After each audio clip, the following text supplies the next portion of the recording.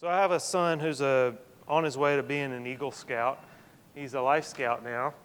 And I thought about this because this is sort of the roadmap to being an Eagle Scout, a roadmap to being an ethical person. So this is the Scout law. Are there any Eagle Scouts here? All right. So yeah, I mean, we do this every week, you know, and I think it's great. I was never an Eagle Scout. I was never in scouting, but the boys love it.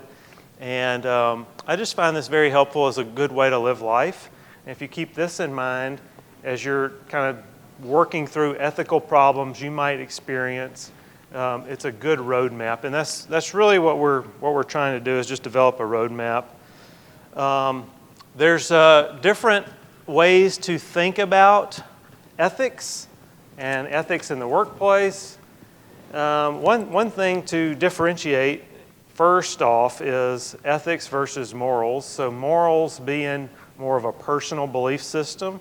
Typically that's developed through your family, your community, your church. You have a moral personal belief system. In the world of ethics, we're dealing more with a larger community, especially with your business. And so there's just different ways to think about how you solve problems. One of the examples that they gave at the April event, and maybe I should have kept that slide, but it was about, if you have one person laying on a train track here and 3 people laying on a train track here, it was kind of morbid, so that's why I took it out. But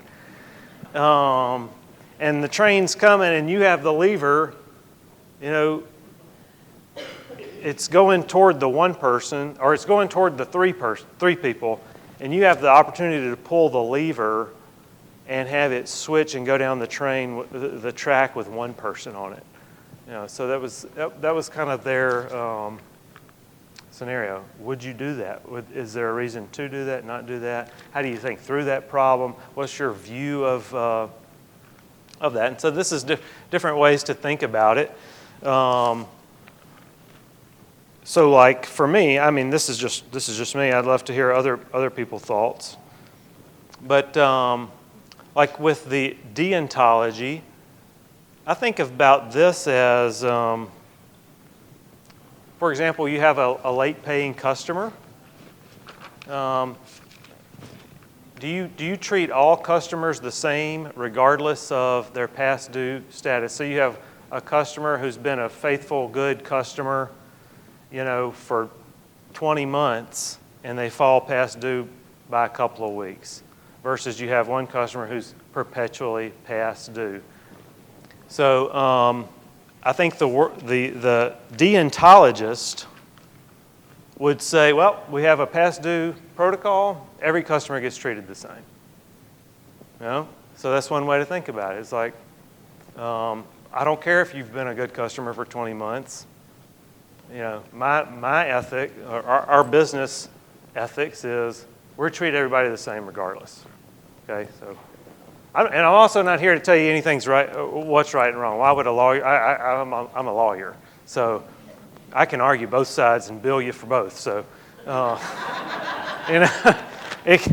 there's no Okay, I shouldn't say there's no right and wrong. There certainly is right and wrong, but in this world, we're talking about how you want to shape your business to deal with the problems you're going to face. Whereas somebody who, virtue ethics, for example, virtue ethics, what would a virtuous person do? Cultivating virtues like honesty, compassion, courage. So to me, that's where it comes in. This person has been a good customer. They've had a serious hardship in their life. As a virtue, based on the idea of virtue ethics, we're going to maybe help them in a different way, work with them compassionately, somebody that we would maybe otherwise treat differently if they were a different type customer. So those are kind of the different ideas. So I want to throw this out there, and that is,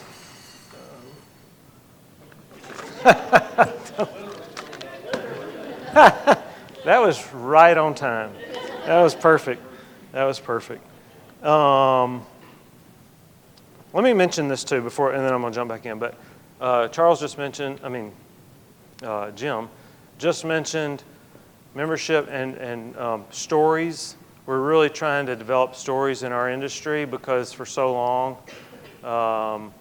rent to own, just kind of in general, has been plagued with sort of a bad and painted in a bad light, given bad news publications. Because typically when things go wrong is when we get written up in newspapers, TV shows, or whatever. So on the idea of being good, ethical, honest businessmen and women, we want you to share your stories of your business and your customers with us so that we can spread that out to the larger community. It helps with the legislative aspects and all things too. So keep that in mind as we go forward. But I do want to throw this out there, and this was one of the scenarios that I mentioned, the struggling customer. You've probably faced other similar issues. I'd love to have y'all pair up a little bit, hopefully with somebody you don't really know, and kind of work through some of those. If y'all have an ethical situation that you've come up with, sometimes you have ethical problems that conflict with your moral beliefs, and that's a fun one too. So your personal belief may be that I don't know. Say I don't work on Sunday. Period. End of story. What if you have a customer that can only come and make your payment to you in person on Sunday? I don't know. That's one example. There's others. How do you work through problems when you have moral objections to people's behavior, people's lifestyles, people's situations, but your business is run in a way that's got to be ethically above board and keeping in line with the ethics. So if you have to use the scenario of the customer with the situation where it's a good paying customer versus somebody who hasn't been. And I'd just like to hear a few thoughts, if y'all don't mind, taking 5 minutes and working through that. And then I'm gonna come back around and fit it all together. Come on, y'all can do it. Just a minute.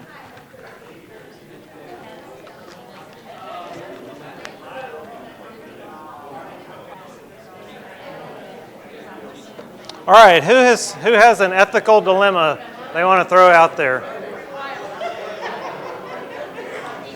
All right, here we go. Who has a great ethical dilemma?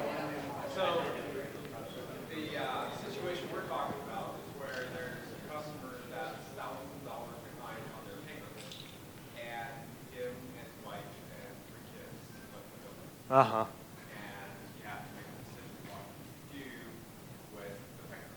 Yep. So a couple of things. You faced, there's an ethical dilemma you faced. You recognize it as an ethical dilemma. I mean, it's pretty obvious there. What kind of guides you and helps you shape what you're going to do? How would you handle it, and have you handled that situation now? You're still dealing with it? I feel like we handled them on which I'm not directly involved Yeah. in the RTO management, but I feel like we handled that situation almost on a basis. Yeah. We will try to help the customer find, who your belongs to, maybe a house if they have parents or something. We'll try to help them get out of it. Right. In a way that doesn't leave you homeless on the street. Yeah. But at the same time, not letting them just continue on. Exactly. I mean, that's not doing them any favors either. And then you have issues with did anybody talk about drivers and pickups being aggressive, but not crossing that line of unethical behavior, where that line is. That's something we talked about earlier. What else was thrown out there? Anybody?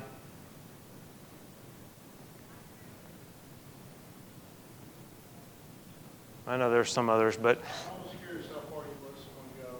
Is it a dollar amount, a percentage amount, or a number of days? yeah. When you decide to go retrieve that asset, or is it from the last payment or last time they were whole, or how far do you want to get by?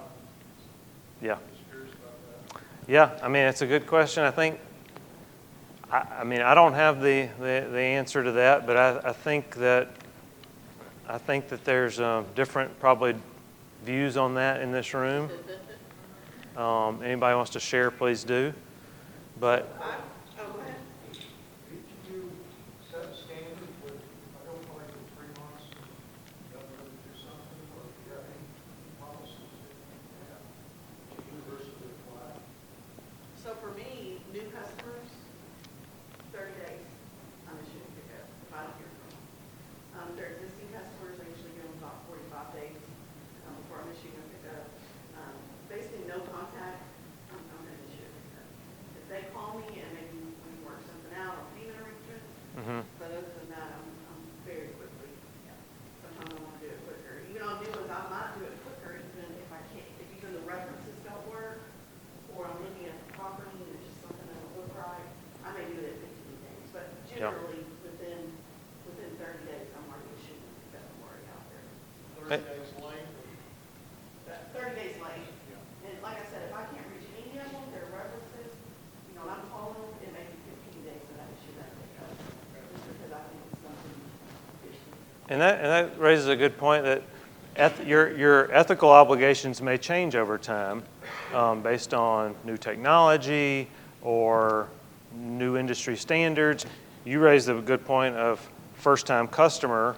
You treat everybody the same, 30 days period. Once you have some experience with certain individuals, your ethical lens may change a little bit. Another thing I do is like if, the reinstatement period on the contract is on what state you're in. We operate out of 3 different states, so I try to let that pass. Because I'm not going to go out there, get the building, and then they get it back for $600. They can have it back. So I'll make sure that's one thing I keep an eye on. I make sure that reinstatement period passes. If they're not contacting me, they're not going to contact me for $300. So the idea is just to try to help you all start to engage with this process, think through the ethical dilemmas that you face in your business, and how you want to handle that, moving forward in different ways that may apply to different customers. So this is the NSRA members' pledge for their code of ethics, for our code of ethics. So in joining the NSRA as a member, you have to affirmatively check that you will agree to abide by this code of ethics. So I'm just trying to introduce this so everybody's familiar with it, and it kind of fit along with the topic of the seminar, I thought. So abide by the association's bylaws, which is maybe difficult because I don't think they're available on our website. So I guess that's something I've got to do, is make sure everybody has a copy of the bylaws. I don't think it really will affect anybody here, but anyway. Maintain a commitment to consumer protection, legal compliance by implementing controls designed to ensure compliance. So you have somebody in your business that's checking your contracts, checking the fees you're charging, making sure that you're within the bounds of all your legal and ethical obligations. Developing and encouraging the practice of the highest personal and professional conduct among themselves and their employees. I think, bringing your employees to this seminar, I think is a good start. But working with them, helping them work through these issues.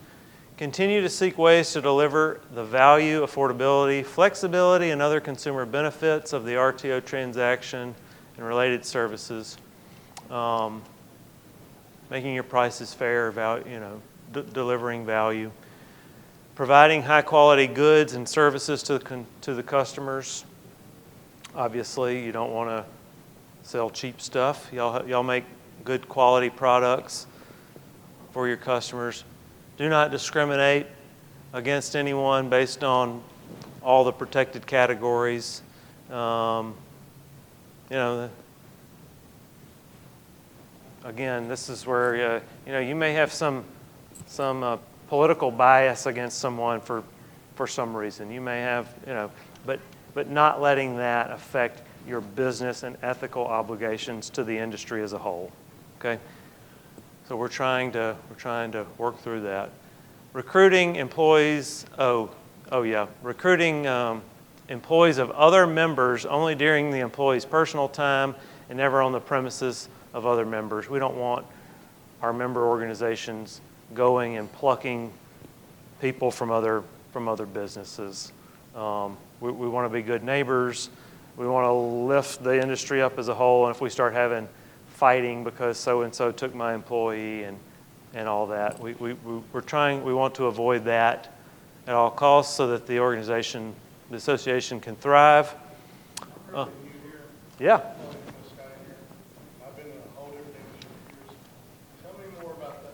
I don't need y'all's employees.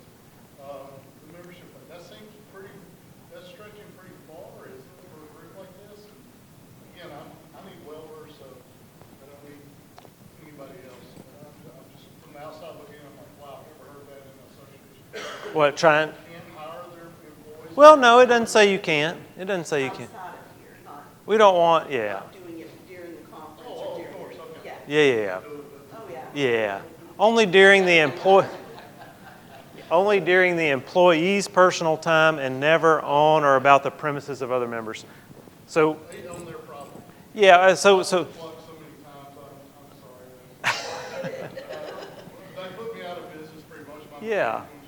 Oh, look, if someone else's employee approaches you, Yeah, they would approach my employees when I was on their place to do jobs. yeah, and I think that's unethical. we don't want to give that any, we don't want that to be a part of, or a common occurrence to where people are just always trying to steal others' employees. Okay, so other employees who are wanting to come to your business, well, I guess you can have at them.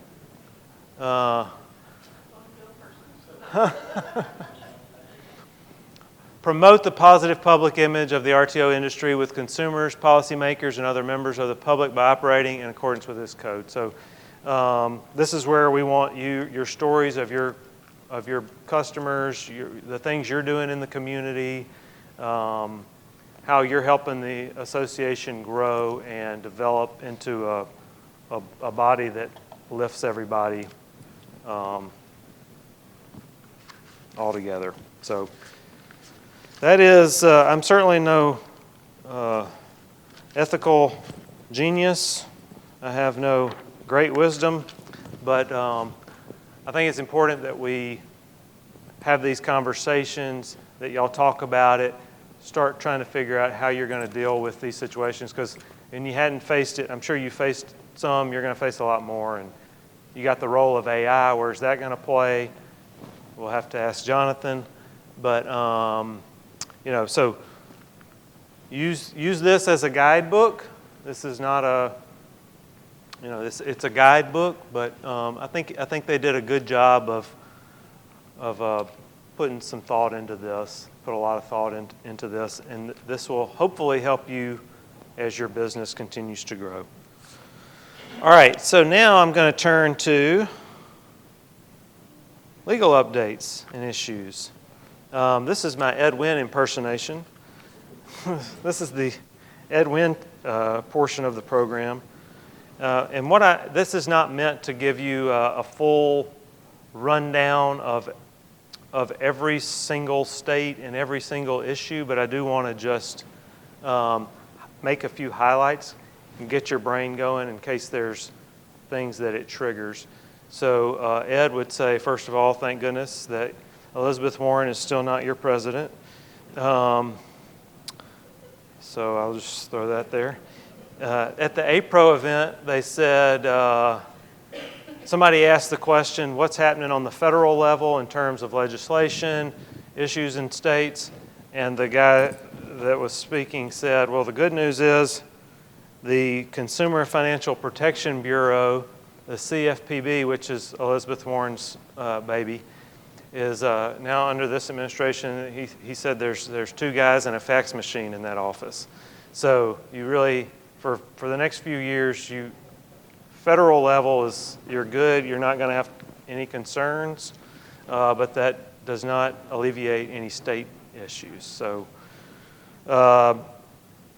New York and California continue to be problems. They are 2 states where if your contractual provisions do not meet the state requirements, so if your contract is off in certain ways, the contracts can be voidable by the customer. They can choose to void it and keep your product. Yeah. So that's New York and California. There may be others. New Mexico, Florida, West Virginia. This is a new one on me. This happened recently that I discovered. I'm kind of ashamed to say that, but New Mexico, Florida, West Virginia, you have to sign the leases as well, not just the customer. So are there, I mean, a lot of the contracts I see are not signed by the leasing company. Is that standard for y'all? Do y'all sign or don't sign your contracts? No. Does it have to be an agent of the leasing company, or can it just be the dealer that's selling the product? It says less or is the wording. Now, can you just have an electronic, can you digitally sign that in some way? Can you just affix that to your contract? So I'm just throwing that out there because that came up recently. There is one state, at least now, where, is anybody in Massachusetts? Okay, well, I can forget that. But anyway, you can't exceed $25,000. There's a handful of states, 6, 7, 8, where your rent-to-own price is capped based on the cash price, generally based on cash price. Maine, Pennsylvania, Vermont, Iowa are 2-time cash price. West Virginia is 2.4 times cash price, but there's also a limit on what you can call your cash price. There's a Attorney General's opinion. Is anybody in West Virginia? It's a pain. It's a pain. You better make sure that you are buttoned up tight. There's lots of suits. There's lots of litigation. They just recently changed part of their statute. It used to be that your cash price could not exceed $10,000. They eliminated that, so you're fine, but there's a lot of other issues there. New York has a 1.75 times cash price. California is 1.65 times cash. I'm sorry. I'm sorry. California is 1.65 times lessor's cost, and then total cost cannot exceed 2.25 times. Anyway, I can give y'all all this if y'all need it. I'm just going through it to make sure you understand every state is different. So if you have one contract that you're using in 10 different states, it's a problem. It's a problem. Especially on costs, fees per state, and the reinstatement provision. Totally different in almost every state. There's a handful of states where the reinstatement provisions are pretty similar. Some are the same, but it's very spread out. It'll be like Mississippi, Georgia, and Tennessee, or and then somewhere way far off. But the point is, reinstatement provisions have to be state specific.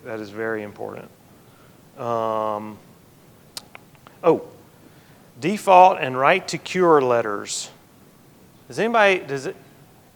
Everybody send letters when your customers get way past due before you repo?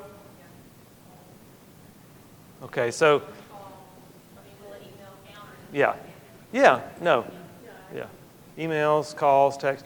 So, I mean, this would have been a good ethical question too. I mean, I don't think there's, except in a handful of states here, Maine, West Virginia, Wyoming, Vermont, Minnesota, Iowa, Indiana, default and right to cure letters are required prior to repossession.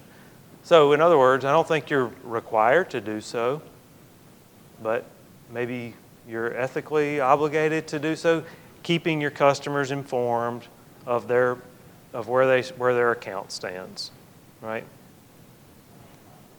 An early EPO price chart has to be included with your contracts in New York, Pennsylvania, Wyoming. So you've got to have a chart that goes out with your contract that shows what the EPO is for each month. Price tag requirements in New York, Pennsylvania, Wyoming, and New York. I think there's another state, but New York, you as the lessor have to maintain the shed in working order, not the customer. It's the lessor's obligation to maintain the product. What if the customer destroys it? I know. A lot of these statutes were written for the TV and appliance people, and they hadn't changed in 30 years, and they're in a lot of ways they're out of date, and especially for this industry, and they don't match up well, but we have to live by them. I mean, at this point, until we can get some hopefully new legislation passed, it's that tightrope line of how much do you really want to kick the anthill on getting government to go make some changes versus living with what we got. You know, it's just, yeah. So customers using AI. Have y'all experienced customers using AI to poke holes in your contracts or to develop defenses with your, saying this is not meeting this is happening? I've gotten several emails from from clients where I think it's pretty obvious that the customer used an AI to uploaded their contract into AI and said, tell me everything wrong with this contract. And then client gets an email, says, customers threaten us with litigation. Here's the email they sent.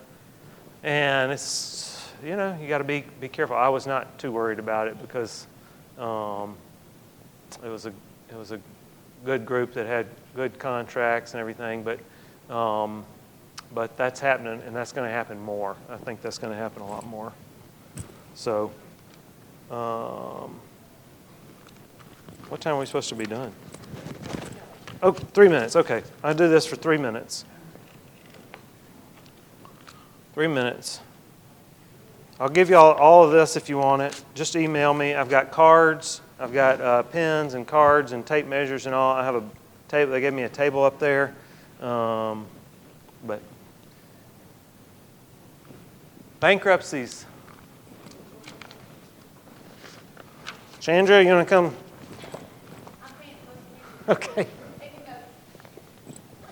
I'm just going to hit this real fast. This is the bankruptcy in 120 seconds. All right, you typically will see two things, Chapter 7 or Chapter 13. Chapter 7, we're looking for the statement of intentions, and we're looking at executory contracts, unexpired leases in Schedule G. Hopefully, you will be listed here in statement of intentions, and they should check whether, and this will be part of their bankruptcy filing, their initial filing. In Chapter 7, you don't get a plan, you don't file a proof of claim. It's just it's a momentary stay. Like you just can't do anything, but you really don't have to do anything either. So it's you just got to sit and bear it for a minute. We're looking at this to see whether they want to surrender or keep your property and keep paying. And then they should also list you here in Schedule G. They sometimes will say, hey, we'll do a reaffirmation agreement with you. You never have to do a reaffirmation agreement. Your lease just continues to roll through the bankruptcy. You can't go repo your building, and you can't go tell the customer they got to pay or we're coming to get it until you get this Chapter 7 case is either discharged or dismissed. So dis or dis. If it's discharged or dismissed, you're good. On a discharge, if they had like a past due balance, is that debt discharged? And then basically you just defer those payments out, or? No. If they're trying to keep your building and the case gets discharged, they still owe the past due amounts. Okay, because I mean, Yeah. is that something you just defer that, or there's still it's past due debt? It's just a past due debt. I think you can do it either way, really. Yeah. Is there another question? If the past due debt is listed in the plan and they were going to send the payments outside the plan and it was discharged, even though we didn't get any payments from the trustee on the past due, we can't collect that past due. Okay, so now we're moving into Chapter 13. Yeah, Uh-oh. Oh, well. All right, Chapter 13, I don't know how to make that bigger again, so we're going to just live with it. Chapter 13 is where the customer wants to, they're trying to take their money and divide it out among people they still owe. They're not trying to just discharge all their debts. They're trying to keep their property. Typically, they own a home, and they're trying to keep their home. You want to be here in their schedule, in their plan. This is a bankruptcy plan. You want to be in it's usually Part 6, although there are different bankruptcy plans out there. Part 6, executory contracts and unexpired leases. And it should list out here how you're going to be paid, dispersed by. You need to file a proof of claim in a Chapter 13. If you don't know how to do that, I'm happy to teach you. I'll give you the forms. I'll show you how to do it. You can do that on your own. You don't need a lawyer. So I want y'all, if you want to hire a lawyer, you can, but you don't need to. You can do this. And so in a typical Chapter 13, a customer would continue to make their plan payments, hopefully directly by the debtor, the customer, to you, although sometimes they like to roll it through the trustee, which just makes it a big pain. And if you want to object, if they've listed you somewhere other than this, if they've listed you as a secured debt, you might want to file an objection. A lawyer has to do that for you. You can't represent yourself in bankruptcy court. Yep, you cannot.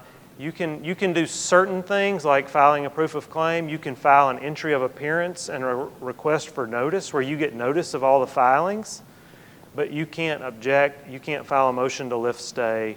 You have to hire a lawyer for that. I guess that's they wanted the lawyers to have some business. And that's on any type of bankruptcy, 7 Yep. or 13.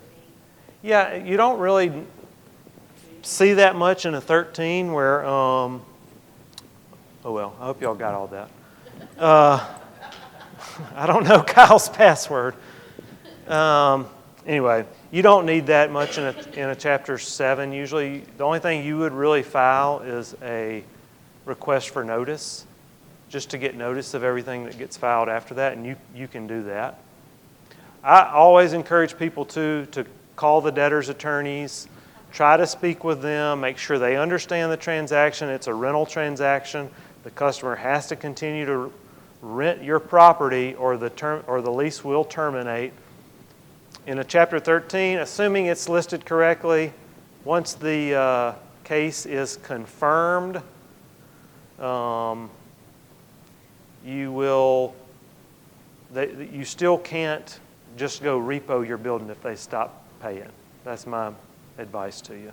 So you still need a lawyer to file a motion to lift stay. Yes. Oh, yeah. Yeah. We don't just let them go 2 or 3 years and not pay. Yeah. They feel all right. Yeah. Yeah. I mean, whatever you think. All right, thank y'all.